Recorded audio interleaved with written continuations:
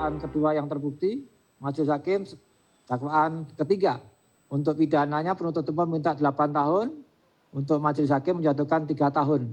Ya, udah paham ya terhadap putusan. Dalam persidangan yang dilakukan secara tertutup, Majelis Hakim Pengadilan Negeri Jakarta Timur menjatuhkan vonis 3 tahun penjara terhadap mantan Sekretaris Umum Front Pembela Islam Munarman. Munarman dianggap melanggar pasal 13 huruf C Undang-Undang Nomor 5 Tahun 2018 tentang pemberantasan tindak pidana terorisme. Vonis hakim ini sebenarnya lebih ringan dari tuntutan jaksa penuntut umum, yakni menuntut Munarman hukuman 8 tahun penjara. Atas vonis ini, Munarman dan kuasa hukumnya langsung mengajukan banding. Menurut kuasa hukum Munarman, Aziz Yanwar, ada fakta-fakta persidangan yang tak sesuai. Divonis 3 tahun dan pasti kita akan banding karena banyak fakta yang tadi kita sama-sama dengar itu tidak sesuai dan itu fatal. Sesuai dengan musyawarah tadi kami menyatakan banding dan juga ya lagi-lagi di sini saya mau sampaikan fakta informasi penting bahwa ada kesaksian dari seseorang saksi. Hampir setahun kasus Munarman bergulir. Sebelumnya Munarman ditangkap aparat Detasemen Khusus 88 Anti Teror Polri di rumahnya di Perumahan Modern Hill, Pamulang, Tangerang Selatan pada 27 April 2021. Sebelumnya dalam persidangan, jaksa penuntut umum menyampaikan replik atas nota pembelaan atau pledoi Munarman pada 23 Maret lalu. Saat itu jaksa menegaskan bahwa pembelaan Munarman tidak berdasarkan fakta-fakta yang lengkap dan utuh. Bahwa naskah akademik ini tidak berbicara mengenai pasal 15, sehingga apabila terdakwa dalam nota pembelaan melakukan pembahasan analisa pasal 15 dengan mempergunakan uraian penjelasan tersebut tidak tepat dan bukan pada tempatnya. Sehingga apa yang dinyatakan terdakwa dalam nota pembelaan tersebut telah tidak memiliki dasar hukum. Bahwa perbuatan yang disebutkan oleh naskah akademik tersebut adalah perbuatan terkait dengan pembahasan pasal 14. Jaksa mendakwa Munarman terlibat dalam aktivitas kelompok teroris negara Islam di Irak dan Suriah atau ISIS. Munarman juga diduga telah berbaiat sejak 2014 dan melanjutkan aktivitas untuk mempengaruhi orang lain guna mendukung ISIS di Indonesia. Tim Liputan Kompas TV.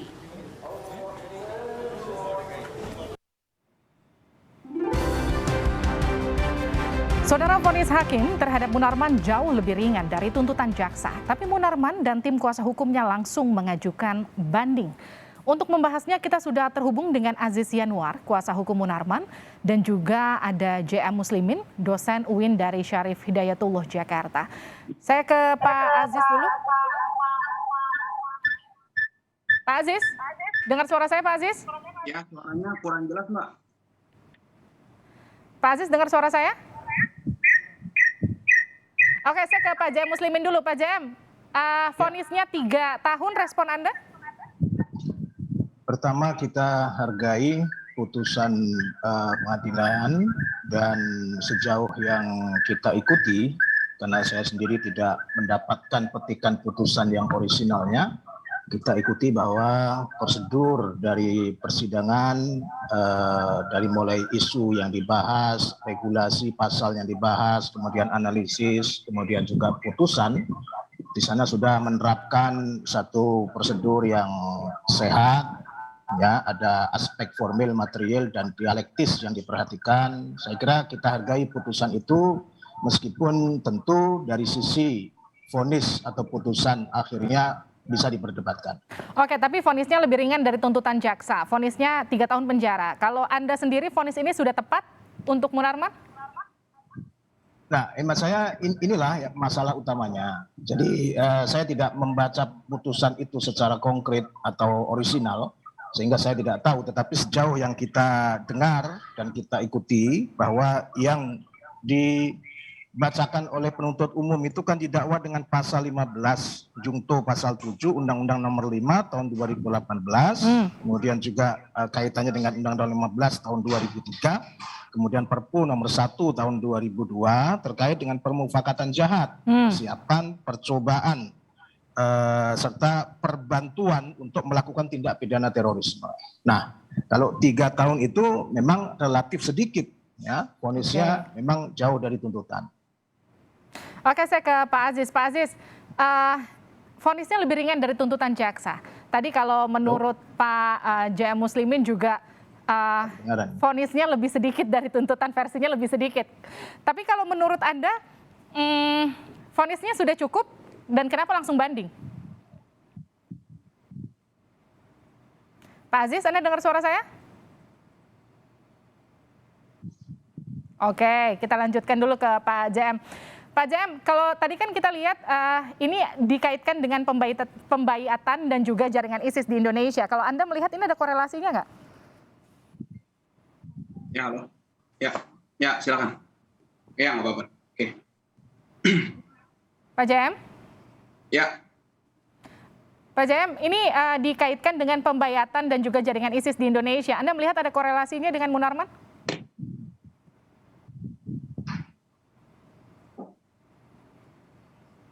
Oke, Pak Aziz, Anda dengar suara saya? dengar. Oke, Pak Aziz dulu deh. Pak Aziz, ini kan vonisnya lebih ringan dari tuntutan jaksa. Kenapa nggak pikir-pikir dulu, langsung banding? Ya, yang pertama saya luruskan berita-berita di media dan berita-berita menyesatkan bahwa klien kami ini divonis dengan vonis 3 tahun sebagaimana ketentuan pasal 13C Undang-Undang Perpu 1/2002 tentang pemberantasan tindak pidana terorisme. Ya, saya bisa bacakan ininya apa undang-undangnya, bahwa yang dituduhkan itu menyembunyikan informasi tentang tindak pidana terorisme. Oke. Nah, jadi kalau ada narasi-narasi yang bahkan ISIS atau apa segala macam itu menurut saya pudet dan juga menyesatkan lah seperti itu. Jadi memang kita di sini membahas pasal 13C. Seperti itu yang saya mau sampaikan, karena majelis hakim hanya membahas tindak pidana sebagaimana dimaksud di pasal 13C tadi. Oke, fakta-fakta apa lagi yang nggak sesuai menurut Anda sampai kemudian Anda langsung mengajukan banding? Faktanya yang pertama saya mau sampaikan adalah terkait tuntutan vonis tersebut, bahwa vonis tersebut yang pertama menegaskan bahwa tudingan dan tuduhan bahwa klien kami adalah teroris, terus istilah-istilah monster lain itu adalah fitnah keji, pesanan ya, karena memang dan merupakan narasi sesat. Nah, kemudian bahwa vonis tersebut, nah ini poinnya, bahwa dalam pertimbangannya ini jelas ada kesalahan. Apa kesalahannya? Pertentangan antara lain ada disebutkan dalam pertimbangan kata penetapan ketua pengadilan negeri, padahal bukti yang terlampir adalah penetapan wakil ketua PN. Terus dalam penetapan tersebut tidak pernah ada nomenklatur ISIS, di bawah-bawah ISIS. Kemudian acara di UIN Ciputat pagi sampai zuhur, padahal faktanya saksi-saksi mengatakan asar sampai maghrib. Tentang tuduhan membantu, ya, membantu itu saat itu tidak ada tindak pidana yang dilakukan. Jadi apa yang mau dibantu di sana gitu loh. Itu dikemukakan di persidangan bahwa banyak pejabat polisi, pejabat publik juga menyatakan pendukung ISIS tidak bisa dipidana gitu loh. Serta dengan bayat-bayatnya gitu kita sampaikan. Artinya waktu itu ya, bantunya yang mana. Kemudian terkait dengan tidak melapor. Nah, katanya kan menyembunyikan informasi kan. Tidak melaporkan bahwa ada tindak pidana terorisme lah gitu kan. Nah, padahal faktanya 2 kali dari 4 rangkaian itu, yang 2 di Makassar, itu ada aparat keamanan hadir. Bahkan saksi Abdurrahman Lengkong mengatakan bahwa sesaat setelah itu melaporkan kejadian itu, 2 acara itu ke Polda dan ke Polres. Nah, jadi acaranya 4 itu juga acara terbuka. Acara di Medan bahkan difasilitasi dan dihadiri oleh aparat keamanan seperti itu. Dan di UIN Ciputat acaranya terbuka. Kenapa cuma Pak Munarman yang dikatakan menyembunyikan informasi? Dan gitu. Seperti itu. Saya langsung minta respon dari Pak JM Muslimin. Pak, respon Anda?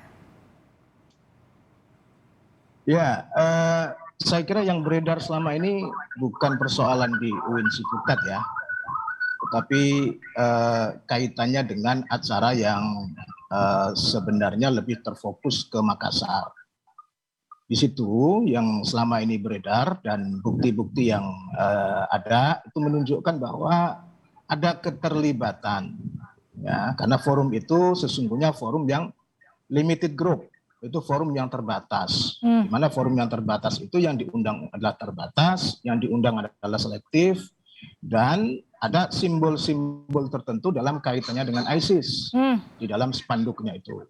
Kemudian di kiri kanan pada saat Pak Munarman bicara itu memang ada beberapa orang yang selama ini dikategorikan mereka dalam kategori tindak pidana teroris yang kebetulan sudah almarhum beberapa orang itu. Jadi kalau dikatakan bahwa secara fakta dan objektivitas itu tidak ada dan itu mengada-ngada, menurut saya itu sesuatu yang juga klaim yang menyesatkan juga.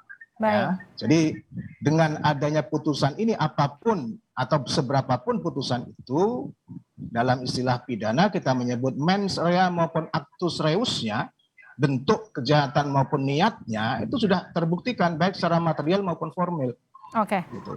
Artinya kalau dikaitkan dengan pembayatan dan juga jaringan ISIS di Indonesia, ini jelas ada korelasinya menurut Anda ya? Logis itu. Logis, karena forum itu adalah forum didesain untuk dalam rangka ada istilah kita mungkin training, dalam rangka training. Karena di situ ada spanduknya, kemudian pembicaraan di situ pun ya sejauh selama ini yang bukti yang diedarkan itu pembicaraan yang sangat spesifik dan tidak bisa orang awam atau orang umum seperti lazimnya pengajian gitu, mengakses forum itu. Gitu. Oke, Pak Aziz, tanggapan Anda? Ini beda dengan pernyataan Anda tadi nih Pak Aziz. Berapa? Nih saya bacakan nih ada acara nih. Belum bisa dipidana, BNPT hanya awasi pengikut ISIS. Polri meminta pemerintah tetapkan ISIS koordinasi terlarang. Lagi di sini pejabat berwenang yang ngomong gitu loh. Dasarnya apa mau memidana? Masa dasarnya analisa? Hukum ini bukan analisa gitu loh. Mana dasar hukumnya? Waktu itu belum berlaku Undang-Undang 5 2018 gitu loh. Jadi itulah yang saya bilang menyesatkan. Mana ada berlaku surut waktu itu.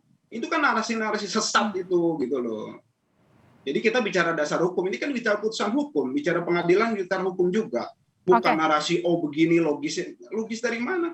Baik, Pak Aziz, tapi artinya sudah diprediksi dari awal kah bahwa vonis hakim itu akan lebih rendah dari tuntutan jaksa? Yang jelas gini loh, hukum itu ada untuk mengatur. Kalau hukumnya nggak ada, kita pakai aturan apa? Pakai aturan kita masing-masing? Kan enggak.